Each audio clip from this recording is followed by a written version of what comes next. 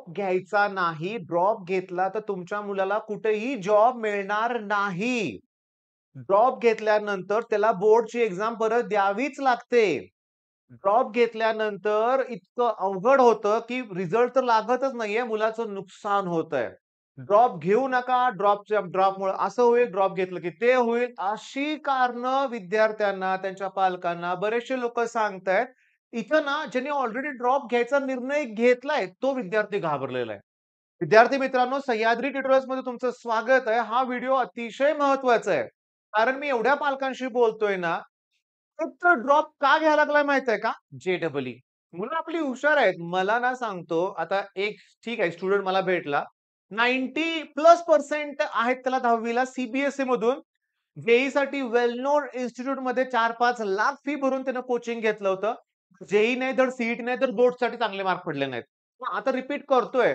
असे student CET चांगले mark मिळवून दाखवतातच, ज्यांना थोडीशी ठेच लागले. पण इश्यू काय होतोय?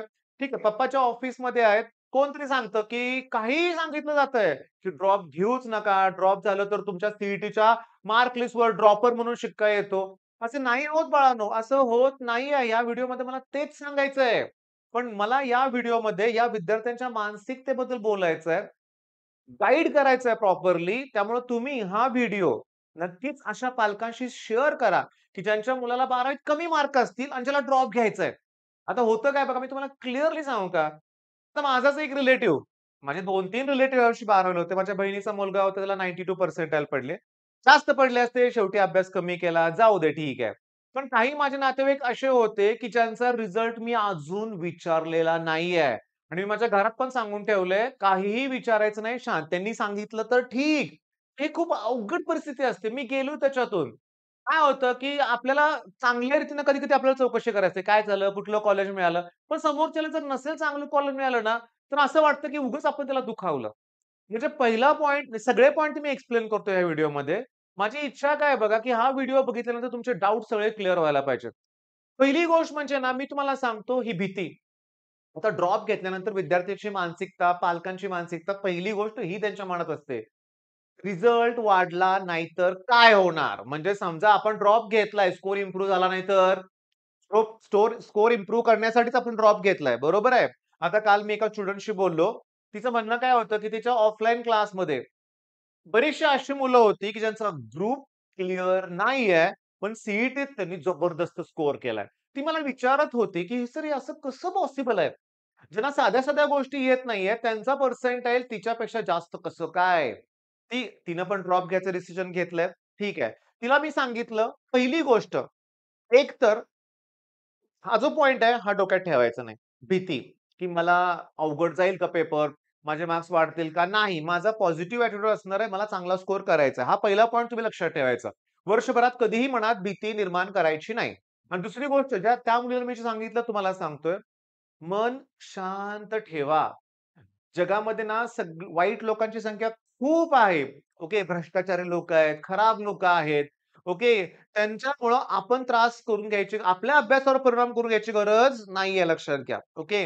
हां, ठीक आहे तुमचे मित्र काही कॉपी करून मार्क पाडतायत. पाडू देत. हे टिकणार नाहीये. भलेही ते सी जातील कॉप्या करून म्हणूया आपण. तिथं ते टिकणार नाहीत. म्हणजे तिथेही कॉप्या करतील. पुढं काय? तेव्हा तसल्या लोकांचा विचार करू नका. स्वतःला शांत ठेवा. मनात कुठलीही भीती बाळगायची नाही. आपल्याला पेपर सोपा जाणार आहे. स्ट्रॅटेजी फिक्स आहे रे. मी तुम्हाला देतो strategy. At any cost maths आणि केमिस्ट्रीमध्ये 100+ कडे गेलंच पाहिजे. आणि फिजिक्समध्ये जेवढे मार्क पडा तुमचा बोनस असणार आहे. 20-30 मार्क पाडा, 99 पर्सेंटाइल मार्क आहेत ते. मग का नाही पडणार? मी तुम्हाला सांगतो मॅथ्समध्ये पी-वाय-क्यूच येतायत. केमिस्ट्रीमध्ये तर अगदी लाईन टू लाईन क्वेश्चन असतात. परवाचा माझा व्हिडिओ नाही का बघितला तुम्ही? गॅरंटीनं 100% यात मार्क पडतील.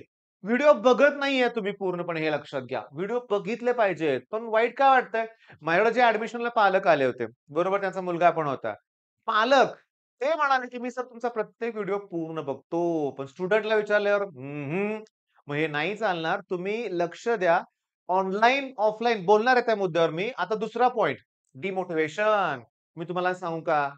सगळेच लोकं आपल्याला त्रास देतात असं वाटतं. त्यांचा एकच प्रश्न असतो, "आता काय चाललंय?"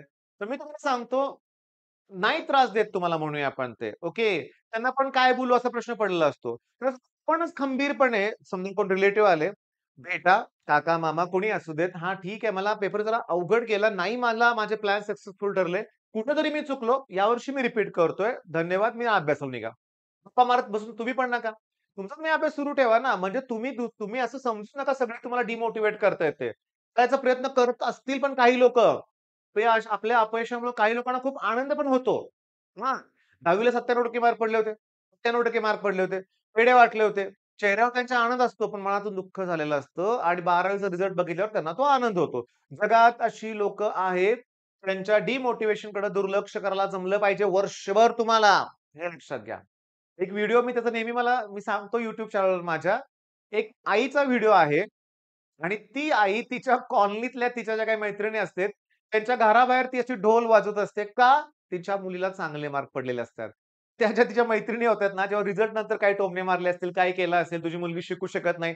पण असे पालक आहेत ना, मी का ह्या व्हिडिओबद्दल बोलतोय माहितीये का? आईचा त्या मुलीला सपोर्ट होता. हां, मान्य एकदा अपयश आलं असेल, पण तिने त्या मुलीला पुन्हा यश मिळवून दाखवलं. ठीक आहे. हा मुद्दा पण क्लिअर झाला. भीती बाळगायची गरज नाही. डिमोटिव्हेशनचा काही प्रश्नच येणार नाही. काही संबंधच नाही. आपण त्याच्याकडे दुर्लक्ष करणार आहोत. आता सगळ्यात महत्त्वाचा पॉइंट येतोय गाईडन्स. गाईडन्स आणि त्याच्या अगोदर मी तुम्हाला सांगतो. आता गाईडन्स म्हणजे काय? क्लिअरली की सी-ई-टीसाठी, स्पेशल सी-ई-टीसाठी कुठेही तुम्हाला ऑफलाईन क्लासेस मिळणार नाहीत. सिरियसली नाहीयेत. ओके. आणि म्हणूनच मी काय केलंय, की ड्रॉपर टू टॉपर म्हणूया आपण. ही बॅच केवळ रिपीट करणाऱ्या मुलांसाठी आहे. सह्याद्री ट्युटोरियल्स ॲप डाउनलोड करा. स्टोअर ऑप्शनमध्ये जावा. बॅच दिसेल. कंटेंटमध्ये फ्री कंटेंटला क्लिक करा. व्हिडिओ बघा. बाकीच्या 2 बॅचेस आहेत त्या पण ओपन करा. त्यातला फ्री कंटेंट बघा. व्हिडिओ आवडले तर मला या नंबरवर नक्की कॉल करा. मी तुमच्या कॉलला रिप्लाय देतोय सगळ्यांच्या. ठीक आहे. बरं हे सगळं जाऊ दे. गाईडन्स पाहिजे. एक शेड्यूल पाहिजे. ओके. टेस्ट व्हायला पाहिजे. एकट्यानं करून हे होत नाही. तुम्हाला कुणाच्या तरी गाईडन्सची गरज आहे, हे लक्षात घ्या. बरं मी तुम्हाला सांगतो, की माझ्याकडे जेवढे मुलं आहेत ना, त्या सगळ्यांनी जे-ई-साठी कुठला नाही तरी कुठला कोर्स घेतलेला होता ऑनलाईन. मग त्यांना जे-ई-साठी यश मिळालं का? नाही. याच्या मागचं मोठं कारण आहे बॅकलॉग. हे बॅकलॉग लिहिलेलं नाहीये मला माहिती आहे. तिथं लिहिलंय वेगळा शब्द जो महत्वाचा आहे. ही व्यक्ती असेल ना, ही व्यक्ती तर बॅकलॉग क्रिएट होऊ शकत नाही. ओके. मग कुठून अपॉइंट करू? घरात आहे तुमच्या. जिने लहानपणापासून तुमचा अभ्यास घेतलेला आहे. त्याच व्यक्तीला तुमचं मेंटॉर बनवा. ही व्यक्ती रोज तुमचा संध्याकाळी फॉलोअप घेतला पाहिजे, की आजचं शेड्यूल कंप्लीट झालं का? व्हिडिओ लेक्चर अपलोड झालंय. तू बघितलं का? आज टेस्ट कोणती आहे? त्याचा अभ्यास झाला का? टेस्ट द्यायची आहे. भलेही कमी स्कोर होऊ दे. या व्यक्तीनं जर लक्ष दिलं ना, तर काहीही अशक्य नाहीये. माझं म्हणणं पटलं, तर व्हिडिओला नक्की लाईक करा. लक्षात घ्या. समजतंय तुम्हाला मी काय म्हणतोय ते? तर होतं काय बघा, की पुन्हा आणखीन एक प्रॉब्लेम क्रिएट होतोय. थांबा. जर रिपीट करतोयस, तर जेईई पण करा की. पुन्हा अपयश येईल. पुन्हा अपयश येईल लक्षात घ्या. एक ना धड 12 चिंध्या नको आहेत आपल्याला. एक कुठला तरी पॉइंट परफेक्ट व्हायला पाहिजे. आणि तो एम-एच-टी सी-ई-टी ठेवा. एम-एच-टी सी-ई-टी ठेवा. तुम्हाला तुमचं ड्रीम कॉलेज मिळेल. सगळ्या गोष्टी चांगल्या होतील. हा विश्वास ठेवा माझ्यावर. ओके. काय होतं बघा आणखीन एक सांगतो. मी तुम्हाला एक्झाम गोल ॲप बद्दल बोललोय बरं का. ॲप नो डाउट बेस्ट आहे. पण जेव्हा मी काल some basic concept of chemistry 11th स्टँडर्डचे पेपर सोडवले मुलांच्यावर बसून. Chemical kinetics sorry chemical bonding 11th स्टँडर्डचा तो बघितला. केमिकल बॉन्डिंगमध्ये मला पी-एच ऑफ द सोल्युशनचा फॉर्म्युला प्रश्न भेटला. केमिकल बॉन्डिंग टॉपिकमध्ये मला पर्सेंटेज एटॉम इकॉनॉमी जे ग्रीन केमिस्ट्री मधले आहेत.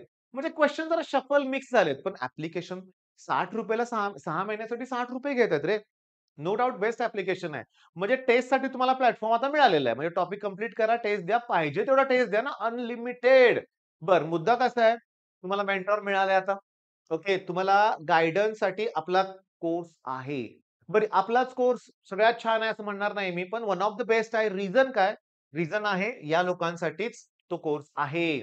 त्याच्यामुळे होणार काय? की बाकीचे कोर्सेस ना, माझ्याबद्दल बोलतोय, बाकीच्याबद्दल बोलत नाहीये. माझे बाकीचे कोर्सेस बोर्डच्या काळात थांबवावे लागणार. ऑब्व्हियसली उद्या तुमचा फिजिक्सचा पेपर आहे आणि मी इथं एम-एच-टी सी-ई-टीवर क्रॅश कोर्सवर व्हिडिओ अपलोड केला, तर काय चालेल? चालेल का? नाही. बोर्डच्या पेपरची तयारी कोण करणार? मग तिथे एक 3-4 आठवड्याचा वेळ जातो, पण ह्या बॅचला तो जाणार नाही. मग भरपूर मॉक टेस्ट होणार. का नाही रिझल्ट लागणार? लागणारच रिझल्ट हे लक्षात घ्या. आपल्या या नंबरवर तुम्हाला WhatsApp सपोर्ट पण मिळतोय. मग याच्यावर तुमचा डाउट आला तर मी तुम्हाला ॲन्सर पण देतोय. आणि सगळ्यात महत्त्वाचं म्हणजे काय माहिती का, मी तुम्हाला सांगतो. डिमोटिव्हेशन आपल्या डोक्यातून काढून टाकले आपण. तर ते आनंदी चेहरा ठेवायचा. या आनंदी चेहऱ्याच्या बद्दल मी तुम्हाला सांगतो. माझा अनुभव. समोरचा व्यक्ती कितीही रागानं तुमच्यावर भांडायला येऊ देत. चिडून आलाय तुमच्यावर भांडत आहे, आता हेच करतो. पण तुमचा हसरा चेहरा बघितला ना, त्याचा राग कुठल्या कुठे निघून जातो. मग याचा अनुभव मी बऱ्याच वेळा घेतलाय. बऱ्याच वेळा. तेव्हा तुमचा एक हसरा चेहरा सगळ्या गोष्टी क्लिअर करतो. त्यामुळे समोरचा व्यक्ती तुम्हाला कितीही त्रास द्यायला येऊ देत. एक हसरा चेहरा, "हां, नाही झालं. आता मी प्रयत्न करतोय." आनंदी चेहरा, बस दुसरं काही नाही. आणि सगळ्यात महत्त्वाचं, आता तुम्ही कुठल्याही गोष्टीला घाबरणार नाहीये हा व्हिडिओ बघितल्यानंतर. माझ्याबरोबर अभ्यास करा. तुमचे काही डाउट्स असतील तर नक्की विचारा. आणि पालकांना नम्र विनंती आहे. तुम्हाला कुणीही काही बोललं ना, तर मला पहिला फोन करून कन्फर्म करा, की "सर असं होतं का?" म्हणून. मी तुम्हाला क्लिअरली सांगतो, की माझ्या रिपीट करणारे जे स्टुडंट आहेत ना, ते आता टॉपच्या कॉलेजमध्ये आहेत. वालचंदमध्ये आहेत, सी-ओ-ई-पीमध्ये आहेत, पी-आय-सी-टीमध्ये माझे रिपीटर स्टुडंट आहेत. ओके. आणि 95 अबोव्ह तर खूप स्टुडंट होते, की ज्यांनी रिपीट केलं. म्हणजे कमी मार्क पडले होते, पुन्हा 95 च्या अबोव्ह गेले ते, आरामात गेले. स्ट्रॅटेजी फॉलो करून गेले लक्षात घ्या. पण त्यांनी शेवटपर्यंत कोर्सवर जो लेक्चर अपलोड केलाय, तो बघितलाय, बॅकलॉग क्रिएट झाला नाही. आता बॅकलॉग होणारच नाहीये. मेंटॉर आहे तुमच्याकडं. काळजी घ्या. चांगला अभ्यास करा. विनाकारण टेन्शन, तणाव घेऊ नका. All the best.